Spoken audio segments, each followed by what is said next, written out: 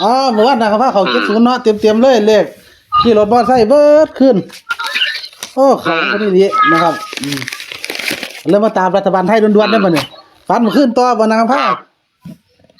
แม่น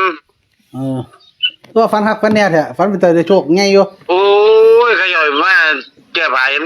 โกโรอยู่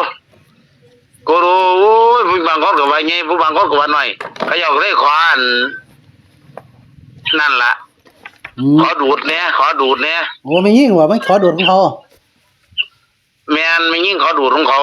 ผู้ชายหลายบ่ประมาณ5 คนผู้ชาย5 คน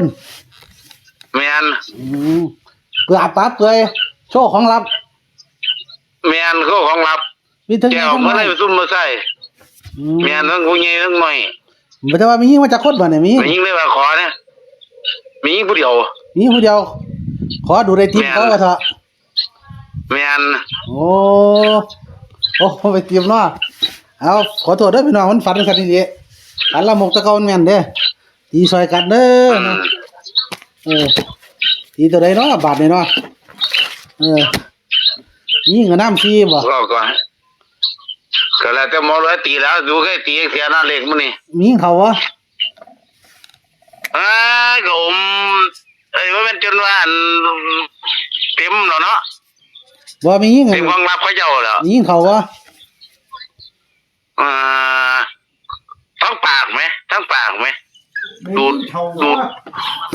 มียิงอายุจักปีประมาณจักปีโอ้ยบ่จักไว้ถามบ่เป็นสาวหรือผู้เฒ่าแล้ว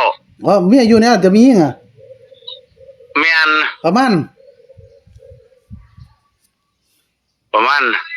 ปีประมาณ52 53ราคาเนาะแม่นโอ้จะเป็น5ก็ได้จะเป็น6เป็น4เป็น5เนาะตัวผู้ชายนี่ปลาเลยเนาะปลาของลับเลยเนาะกระดูกเกเรแม่นแม่นเอาเด็กตีเด้อพี่น้องตีซอยกันเด้อนะครับหามาเลยตีบ่เก่งต้องตีซอยกันในงานนี่ผู้ชายปลาเปื่อยบ่แปดบ่ปากก็แปดเนาะปากของเขาเนาะที่ว่า816ก็ติ816 819เด้แล้วนี่มีมานำ4บ่ตีไหนเนาะบัดนี้เนาะ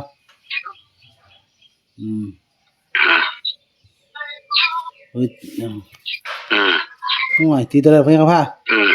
เอาตีอันนี้เนาะเอาตีอันผู้ชาย5 คนปากเปื่อย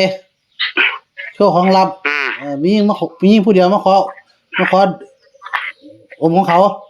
แต่ว่าของลับเขาแม่นตีอย่างเนาะตีเอาตัวบ่ตีเก่ง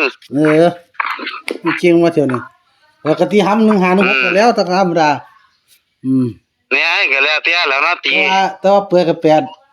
คือ5 คนเดียวเป็น5บ่ยิงน้ำ4น้ำ5โอเคเตียน461กันแล้ว416กันแล้ว416ว่าของลับเนาะแม่น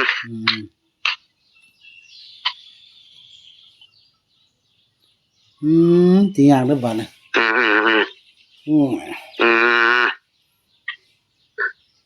นี่สิ556 1516ว่ะส่วนนี้เขาก็ตี16แล้ววะเนาะ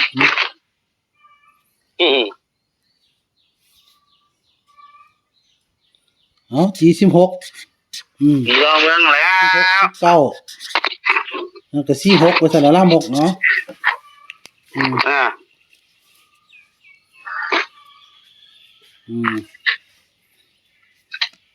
ฮัลโหลเอาประมาณนี้เนาะจะตีตัวได้อีกบ่ครับแล้วแต่สมมุติว่าตีตัวได้อีกบ่